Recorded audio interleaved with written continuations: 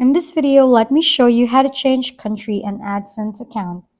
If you want to change your AdSense country or region, the best way to do it is by using a VPN. First, I recommend using Proton VPN as it is one of the best options available, or you may use another VPN that you prefer. Next, make sure you have a stable internet connection so that the VPN will function properly. After that, set your VPN to the country you want. Now log into your AdSense account and go to the account settings. From there, you can proceed with changing your country or region and then try to restart your phone. Now your AdSense country will be updated.